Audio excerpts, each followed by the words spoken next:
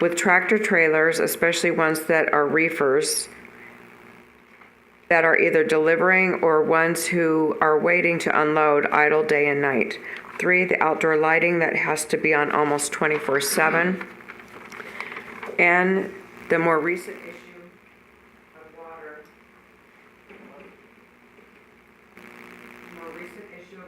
Boulder City was built for the workers of the dam.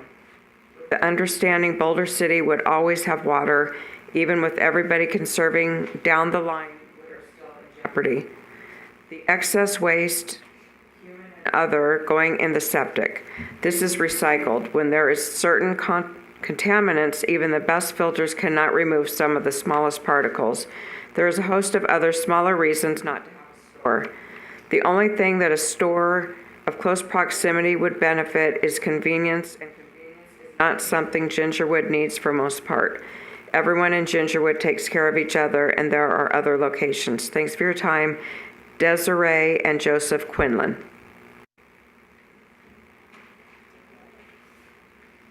Sorry about that,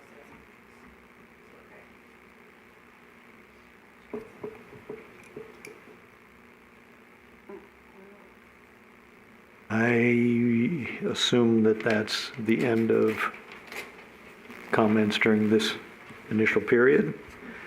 That being stated, let's close this initial public comment period. We'll move on to agenda item for possible action and bring it back to the commission. Approval of the minutes of the July 6th, 2022 regular meeting. Does anyone have any comments? I'll move to approve. I'll second. Favor of approval? Aye. Aye. Any opposed? Aye. Thank you. And all in favor, no opposed. Moving on to the second item for possible action. This is a conditional use permit, CU 22-275. George Patrick Rogers, 1400 Wyoming Street, Suite 3. This will be a public hearing on an application for a conditional use permit in the general commercial zone for a veterinary clinic pursuant to city code. Staff. Thank you, Mr. Chairman. As noted, this is a request for a conditional use permit for a veterinary clinic in the downtown commercial area. It is referred to as Dr. Sally Vet Veterinary Holistic Center, and the applicant provided information and details as to how the business would be run. Of note is that actually they are proposing only to have rather limited daytime business hours, and there will be no overnight, boarding or keeping of any animals oversight. So in that aspect, it will be similar to the pet supply boutique that is right next door, where they would have animals coming and going during daytime hours. And as the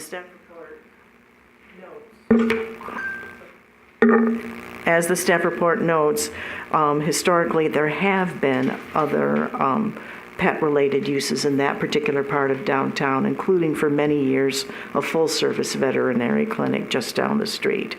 So the staff report analyzes a number of land use related factors for the conditional use permit.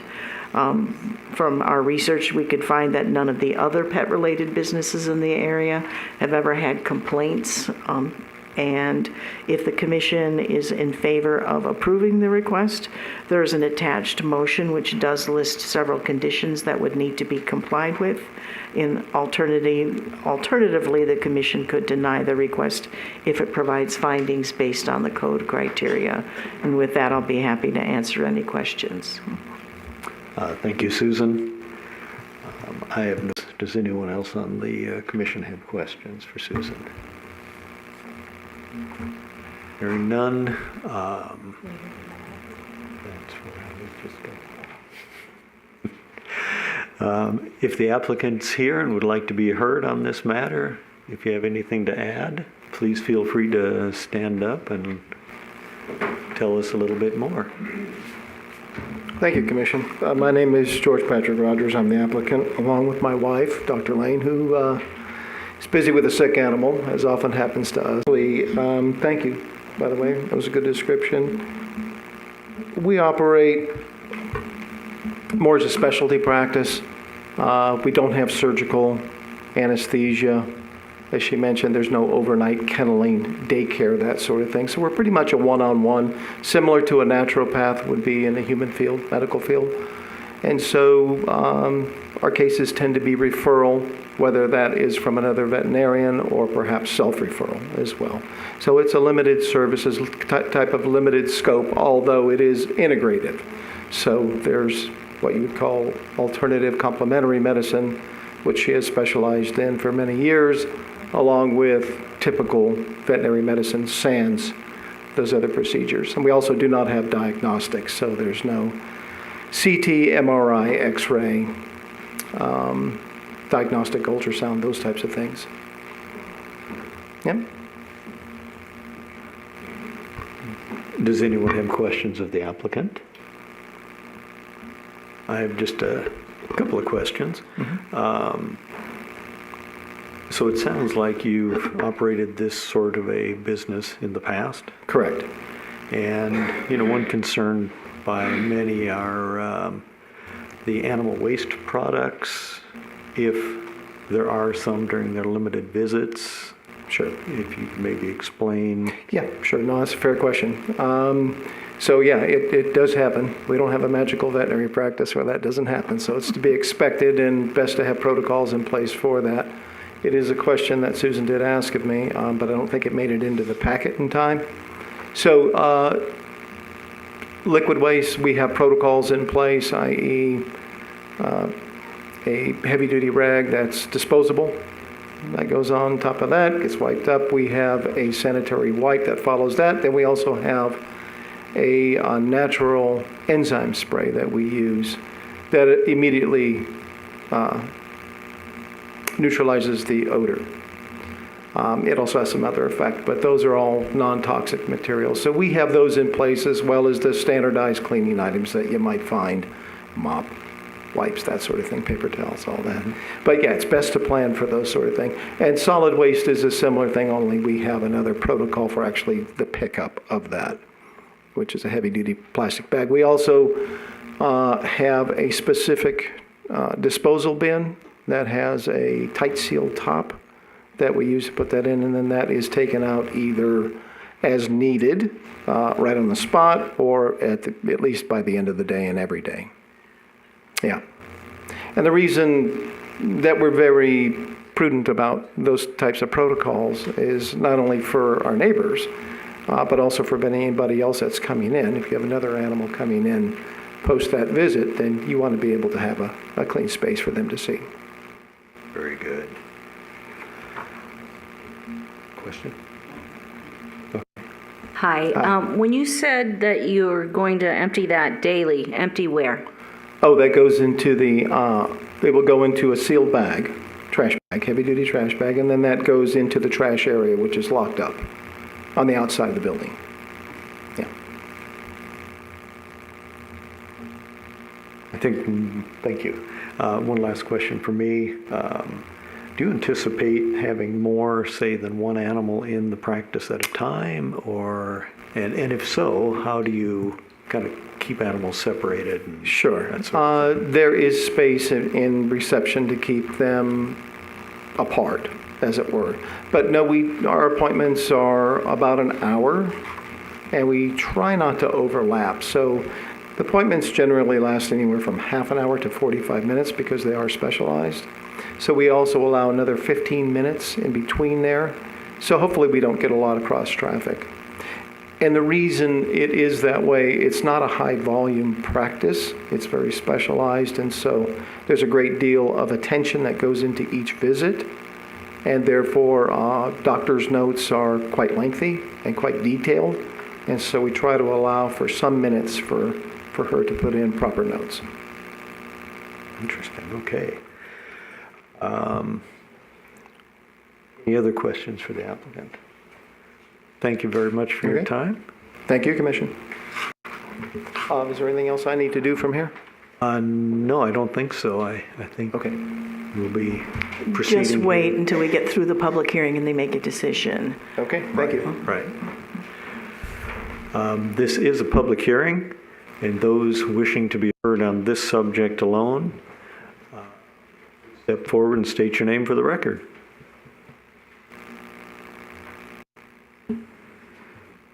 Seeing none, let's move to the virtual audience. And if anyone has comments on this particular agenda item, please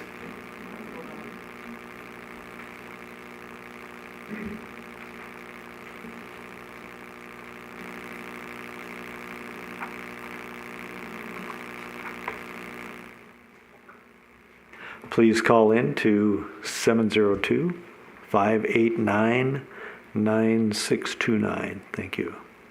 And again, we'll a 45-second delay.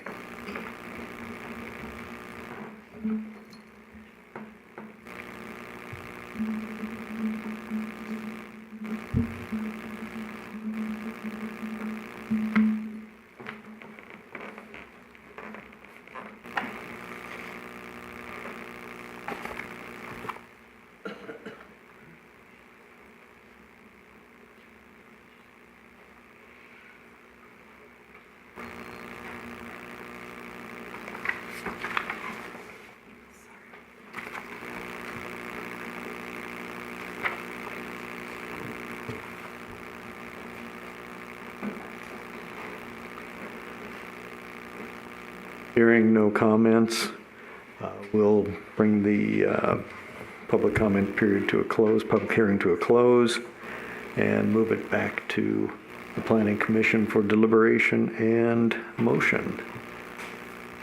I make a motion, please. I move to approve resolution number 1216, which includes findings and conditions for approval of CU 22-275. I'll second that. All right, we have a motion and a second. Does anyone have any, anyone here on the dais have any comments?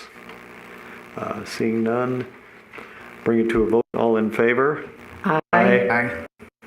Aye. Opposed? None. All in favor. Thank you very much.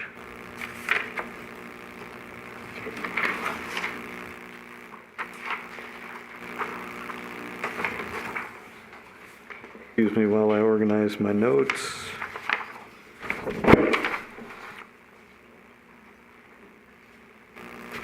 Next item for action is AM 22385. It's applicant John Gustafson at 920 Via Grande Way. It's a public hearing and a recommendation to City Council on a proposed amendment to the zoning map to rezone the subject property from C1 neighborhood commercial to R110 single family residential.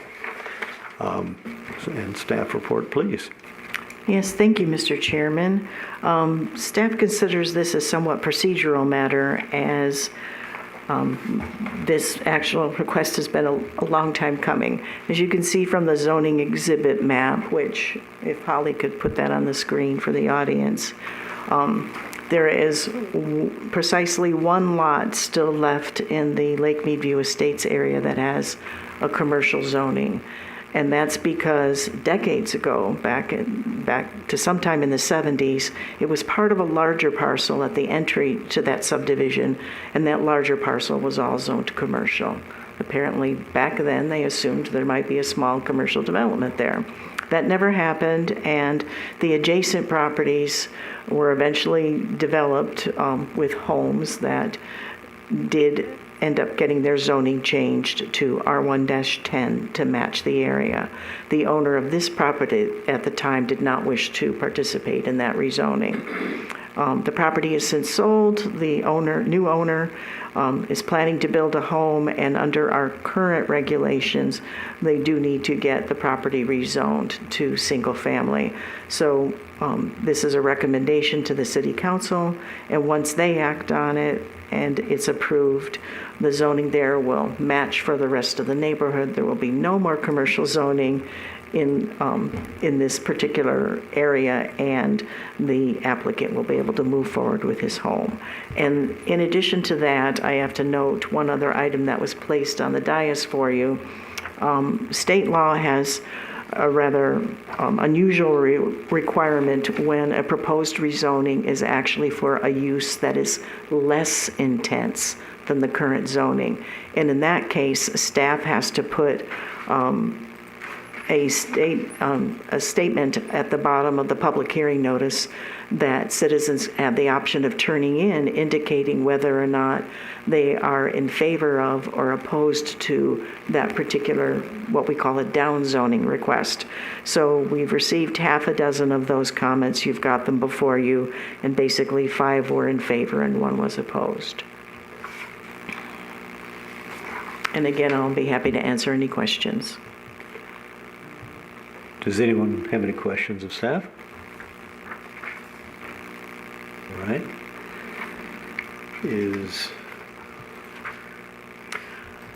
I'm not sure if the applicant would be present. Okay, I told him it yeah. wasn't required if he could not make it, but you could ask. Is the applicant present, and if so, would he or she wish to be heard on this matter? He. Looks like not. This is a public hearing. If anyone in the audience would wish to be heard on this matter, please step forward and state your name. Seeing no comments, we'll move to the virtual audience. If you in the virtual audience have any comments to this agenda item, please dial in at 702-589-9629. We'll give 45 seconds.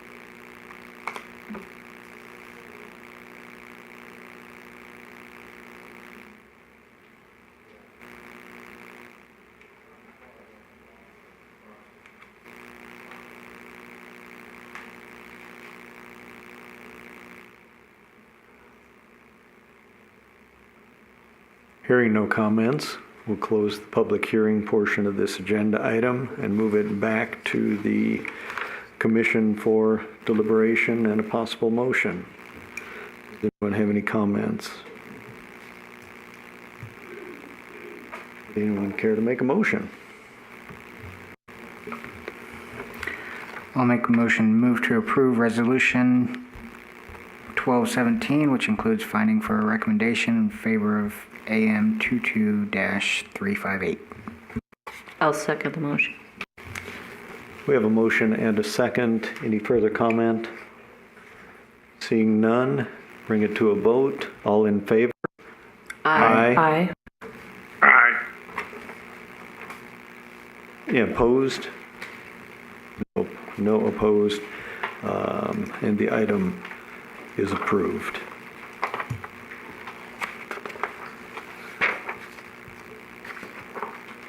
Moving forward to agenda item number 4.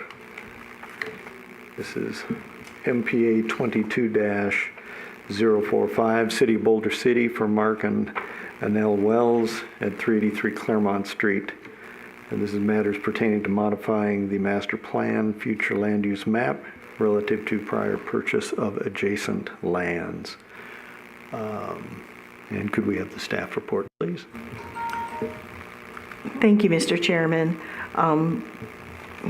With regard to the staff report, my explanation of this request is going to satisfy the NRS requirements for the city holding a neighborhood meeting on this matter, as the requirements for a master plan are slightly different than they are for other items under state law.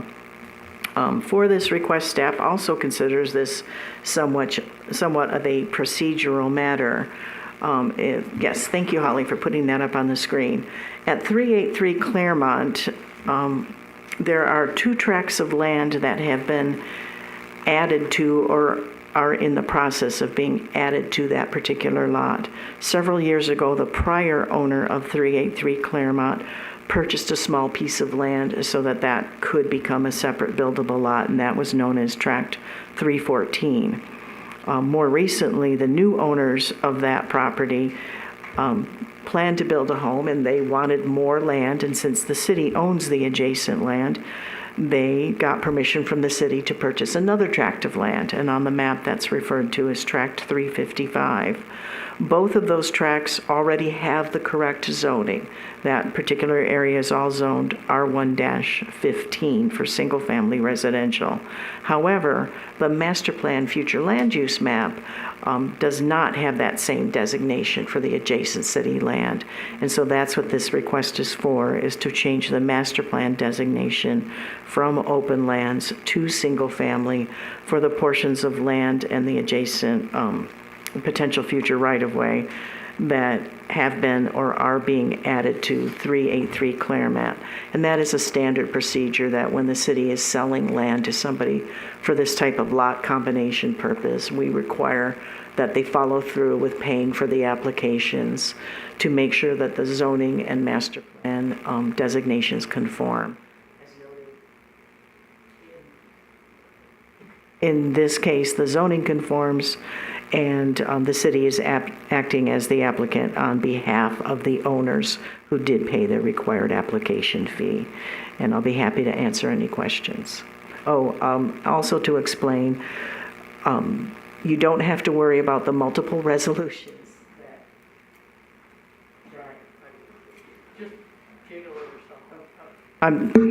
Okay, multiple resolutions that are in the packet. State law has some very particular requirements with regard to master plan recommendations, and so whichever way the Planning Commission chooses to vote, we'll make sure that the chairman signs the correct resolution.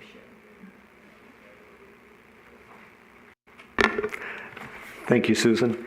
Any questions of staff? All right, and since the city is the applicant, I know you're here, and we've had the opportunity to ask questions. This is a public hearing. Any who would like to be heard on this matter, please step forward and state your name for the record.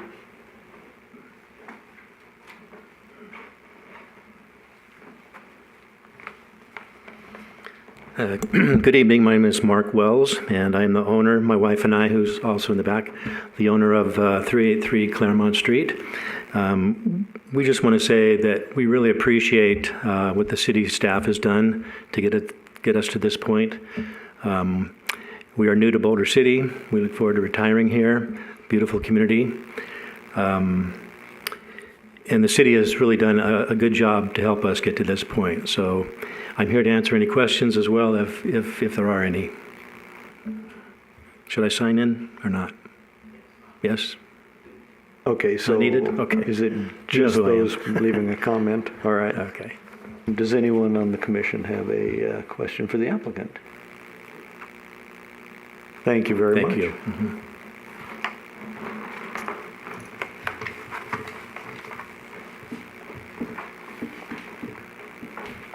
And so this is the public comment period of this agenda item. My name is Vic Pocius. I currently live at 383 Claremont. I was one of the previous owners of I live at 380, I'm sorry, one of the previous owners at 383 Claremont. I have no issues or problems. We were thinking of doing the same thing at one point in time. Thank you. Very good, thank you.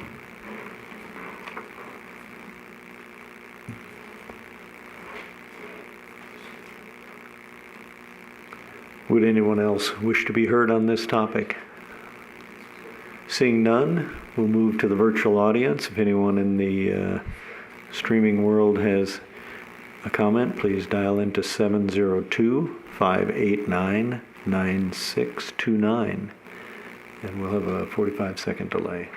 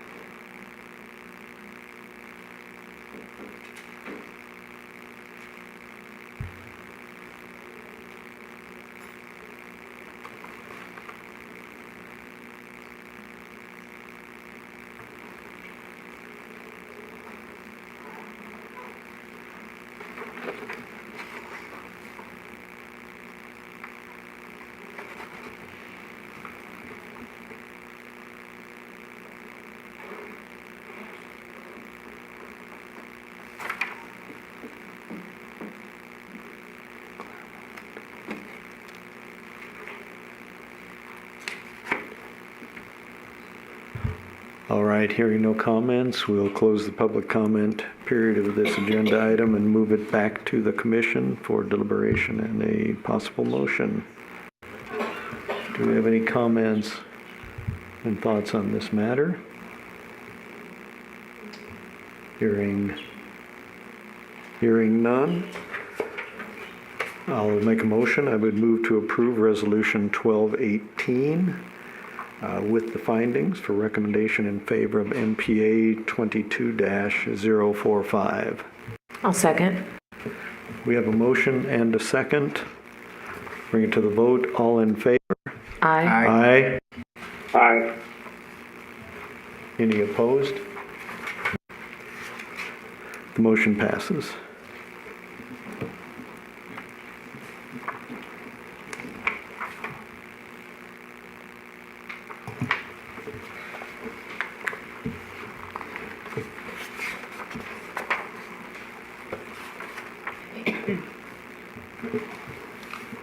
And this brings us to agenda item number 5,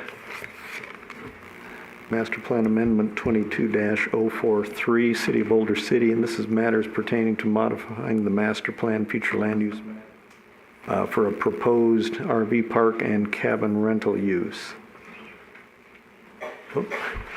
And Michael, city staff report. Good evening, Chairman Matuska and members of the Planning Commission. Michael Mays, the Community Development Director for the city. The property in question for your consideration tonight is approximately 74 acres, located west of the intersection of Adams Boulevard and Veterans Memorial Drive. This is familiar to you because it was before you earlier this year for consideration for addition to the land management process, which is the first step for any city-owned property to be considered for the sale or lease of city-owned land. The City Council did approve adding this property to the land management process. The next step in the process of consideration of the disposition of this land is through this step in consideration of amendment to the master plan. I do want to emphasize that while this is the next step in the process, it's not the final step. I'll go into greater detail regarding that. There will be additional opportunities for the public and the Planning Commission to weigh in on this project.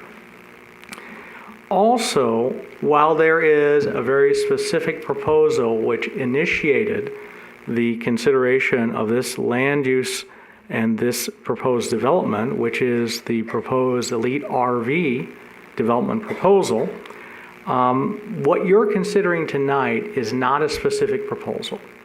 What you're considering is an amendment to the master plan land use designation. And really, for the benefit of the public, our master plan is a guiding document that helps to determine potential future uses within the community. Obviously, there are other considerations that have to be looked at, and specifically, when you're looking at specific proposals, that's when you get into the greater details. So what you're going to be looking at is whether it's appropriate to redesignate this land from open lands and parks and recreational to community commercial. Community commercial land use designation allows for commercial development, retail development. On the screen and also in your packet is a map, and this is how we show both the Planning Commission and the community what the proposed change is. So you can see at the top of the map, you have outlined in red the subject property, which is the 74 acres. It also shows the current master plan land use designations, as I already noted, parks and recreation, as well as open lands. The bottom map shows the proposed change. And so, in this case, this would be proposing the land use designations to be changed to commercial uses. As you consider the proposed land use consideration, you're going to be looking at a couple of different factors, including surrounding land use designations. Is there the infrastructure to support the development? And when we brought this before the Plan Commission previously, we had worked with city staff to determine that there is infrastructure to support this type of development at this location and the appropriateness of the use. As I mentioned earlier, this is not the final step in consideration of the disposition of city-owned land. With the master plan land use consideration, if that moves forward, the next step in the process, and in this case, with a proposed lease, would be for the city to engage in negotiations for the potential lease of this property. In addition to that, the zoning for the subject property is not appropriate for the use. And so there would be a separate process and public hearing process, just as you heard earlier tonight with another proposal, where it would come back before you, and at that point you would have more specific details to evaluate the appropriateness of rezoning the land for the specific use.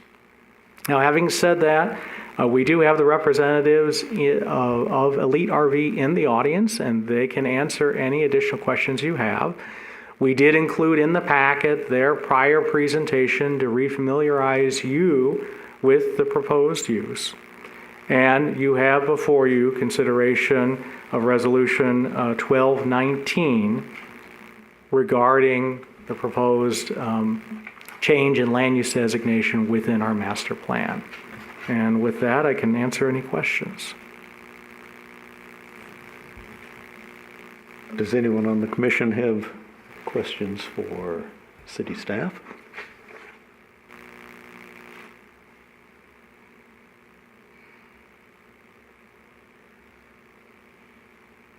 I have a question, Michael.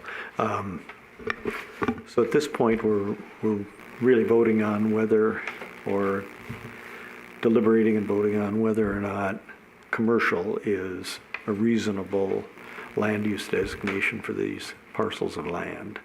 Correct. Without regard to what the kind of the future disposition of those might be. I mean, we know what precipitated the request. Still the opportunity for the city to sell rather than lease the land, or has that been determined? So in order for the city to sell anything larger than an acre, it requires a vote of the people and a ballot question. And so that has not been proposed for this site. So this Very would good. continue to be city-owned land under a lease arrangement. Very good. So we maintain control. Yes. All right. Chairman, I do have a question, please. Very good. Michael, I have heard, first of all, I love the project and I think it's an appropriate land use. But just to address some concerns, I've heard some sentiments about the cabins operating like Airbnbs, that people would use them as Airbnbs, which is currently against our zoning code. How do you respond to that? They would be like a hotel or motel, and that's how they would be managed and arranged. So Airbnbs are with Private owners. Exactly. Exactly. That's what I figured. All right. Any other questions for city staff?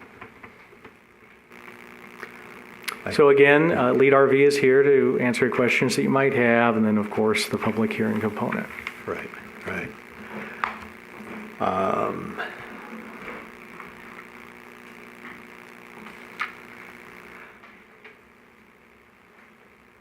Would the representative of Elite RVs like to step forward to answer questions?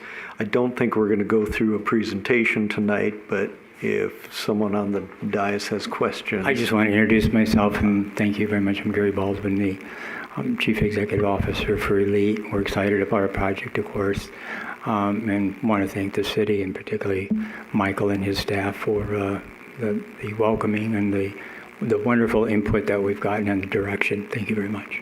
All right. Does anyone have any questions for the applicant? I have a question. Mr. Baldwin, I apologize. I'm new on the Planning Commission, so I missed the presentation.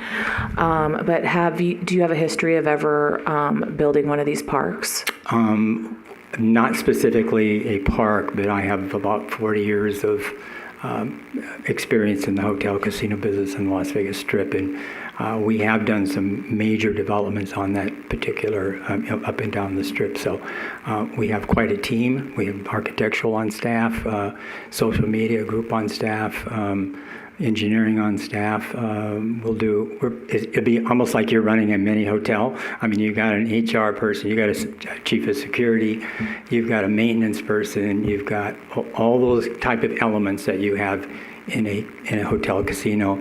And I'm not trying to be braggadocious, but I ran one of the largest hotels on the Strip, with 3,000 rooms and 3,000 employees and 27 department heads. So I'm a worker, so I want to do a great job. And we call it Elite from the standpoint we want to make it really, really something that the city of Boulder City can be extremely proud of, and I feel comfortable we'll get that done.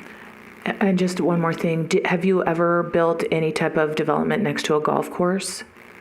No, not specifically to a golf course, but I do know that Gary Guy Wilson is a very reputable architect, and he has currently been retained, and so he and his staff has people that have done that, and we'll reach out for the best landscaping input, et cetera, et cetera. So we have the best of breed, I can assure you. Thank you. Thank you. I have one question. I know in your presentation that you talked a little bit about water use. Yes, we do. Would you remind us kind of what the potential water use is and compare that to? Can I bring up my associate, my partner? Sure. Because he's the one in the presentation, he's the one that basically spearheaded that presentation. And we do, can we show those water slides by any chance, Michael? Unfortunately, we don't have that as a slide deck. We have them in our packet. Yeah, we do have them in our packet. Okay. Yeah. This is Frank Manzullo, and he's the one who really put that together along with our engineers. Thank you. All right, thank you. Yes, we thank you very much for the opportunity and welcome to the commission. It is definitely an interesting, exciting process that we're going through here. Thank you. Perfect. And there's specific items that we addressed in the presentation that we gave much thought to and talked to the community about. Water and electricity being two big ones. For the water consumption, if you know in the presentation, there's actually a water use comparison, which just basically states that if we were to put a single family housing unit versus what we're looking at, we're less than half the water consumption. And obviously a home is occupied 100% of the time, whereas this would be occupied by maybe 60-70% of the time. So again, we're using about a third of the water that a home would use on a similar size site. Additionally, we looked at what the entirety of the water consumption would be, and we know that it's compared to the to turn phrase drop in a bucket, but we're less than half of 1% of an increase to the water's annual usage. That's what we're looking at. That being said, we also want to be good stewards of the land, good stewards because we know what the lake is doing. We've also been working with the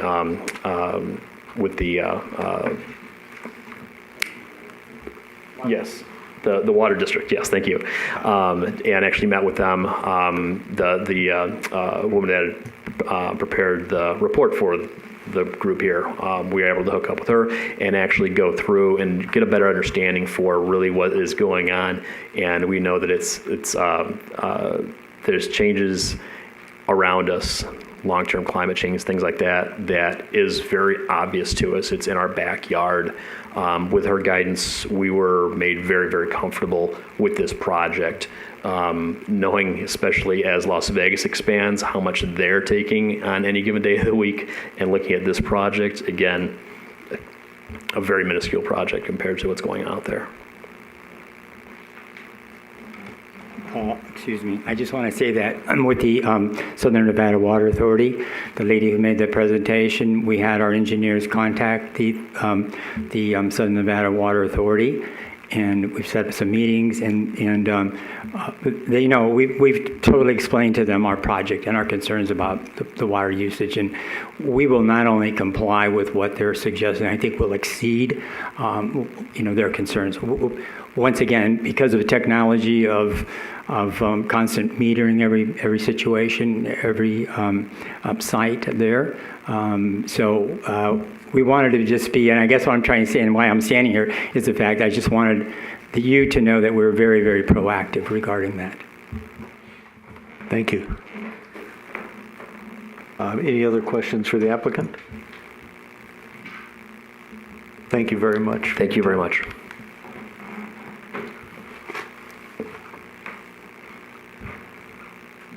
With that, we'll open the public hearing portion of this agenda item.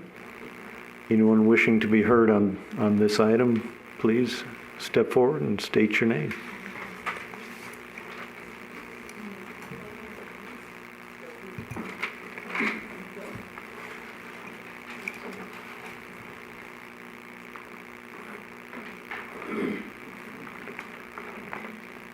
I'm back.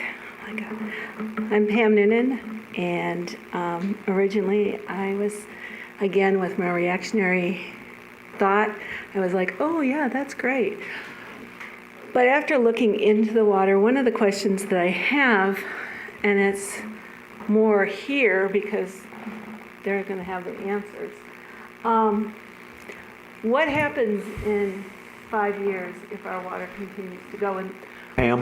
What Pam, happens in 5 years if our water continues to go in the direction it's going in, or 10 years, and we don't have those resources available to keep that area lovely and elegant and attracting people who want to have all the joys of the lake and the water and the greenery and the finery, and we just don't have that? How are you going to sustain that so we don't end up with another, not literally, but another grocery store in the middle of town that's been essentially abandoned? So for our long-term, long-range planning, looking at, this is, right now I'm concerned with right now's water and right now's air, but it doesn't stop there. It continues. And so those are my questions. What is the long-range plan to ensure that this will be able to be maintained as an elite community, attracting people and underutilizing the resources that we have available to ensure their longevity? Thank you. Hi.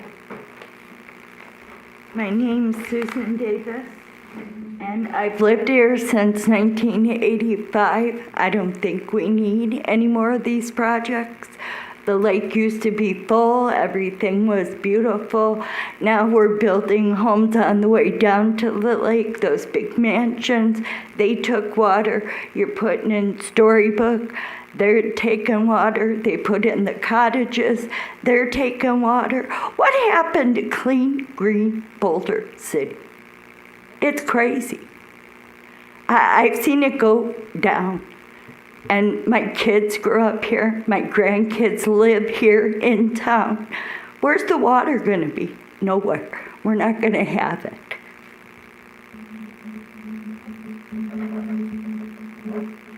They can't explain that to me. More building? There wasn't supposed to be building. We moved here because there was a grandfather clause that they couldn't build these things. And now you're allowing them to build them. It's not fair. It's not fair to the people who have been here for years. Thank you.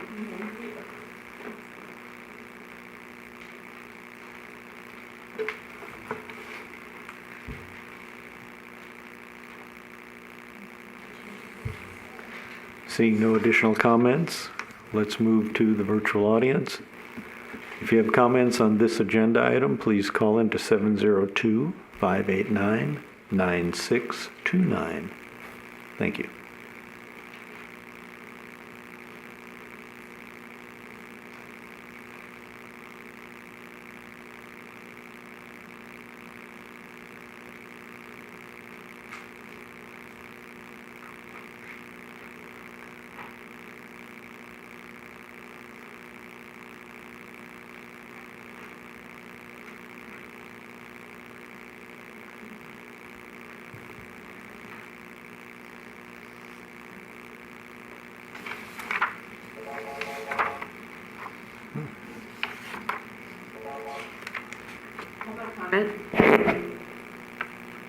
Hello? Yes, please.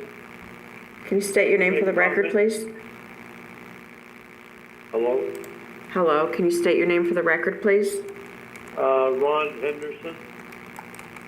Okay, go ahead.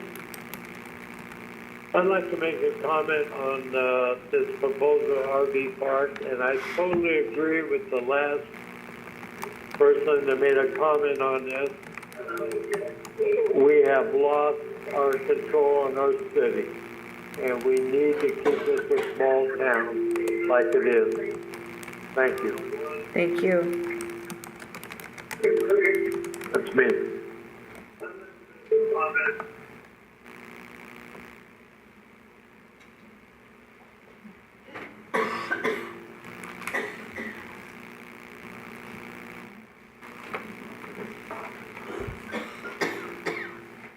Madam Clerk, is that speaker offline now? It is. Oh, okay. We'll just wait another couple of moments in case someone else calls in.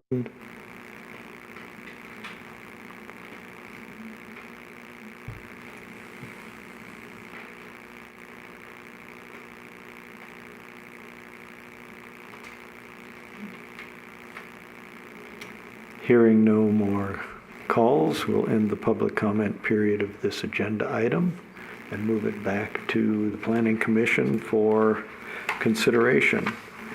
I'd like to hear what our thoughts are.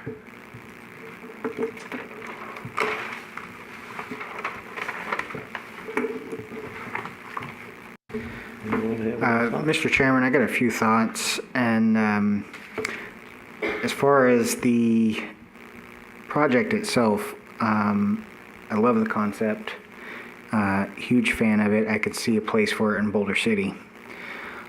Looking at Boulder City as a whole within the Southern Nevada region and where we are with water, I don't know the answer to this, but could the Southern Nevada Water Authority ever put restrictions on the city as a whole as far as the amount of water that the city just pumps out into the desert? Is that a I guess question for staff? Yes. Okay. That would be a question for staff. So you're referring to the effluent after we treat it? Correct. Yeah. So we're working with the Southern Nevada Water Authority right now, looking at two options of how to address the treated effluent. Currently, approximately 60% of it is sold for dust control projects within the region, but the other 40% is not. And so the city's goal is to either upgrade the treatment plant so that the treated effluent can be used to irrigate parks and golf courses within Boulder City, or to work with the Southern Nevada Water Authority to build a line that would go back to the Henderson treatment plant, where the water would be further treated and put back into Lake Mead. So the commitment is to reuse 100% of that treated effluent one way or the other. Okay. That is what I was hoping that we were going to end up getting to at a certain point, is that we could reuse our water the way that the Las Vegas Valley does. But obviously when we're watering our golf courses, that water just gets evaporated and we have a golf course to show for it.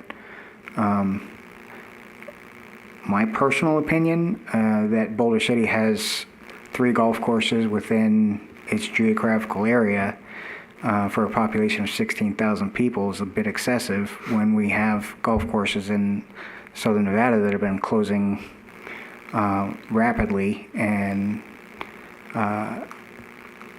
communities are losing their property values there, as well as the golf course is shuttering. Black Mountain just closed and they're going to put in a whole bunch of homes. That's a side subject, but I know that we don't have any debt service on Boulder Creek, so financially it's viable to keep all these golf courses going, but is it the most ethical thing to do with the water usage? To me, those are two different things. And is this the best location for this type of project? And keep in mind, I'm in huge favor of the project itself, but if the golf course, if Boulder Creek for whatever reason goes away, I'm going to call it for ethical reasons because of lack of water. Does this gentleman want his investment being basically on the outskirts of town with a dead golf course surrounding him, which is why I was asking about the Southern Nevada Water Authority putting restrictions on the city for our total water usage. Do you have any? So you're asking, would they further reduce the amount of water we receive? Correct. Yeah, we have agreements with the Southern Nevada Water Authority regarding water allocation. I don't have the numbers in front of me, but I do know that our utility staff has been carefully monitoring how the water is used. We're currently have a multi-department effort looking at water conservation strategies throughout the community.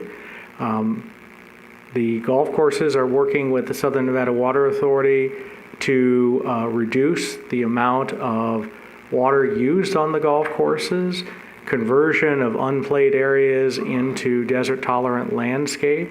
We're also looking at our parks and also long-term city compliance with the requirement that by 2026, all non-functioning turf will have to be removed. And so through the replacement of non-functioning turf, we will be able to save even more water.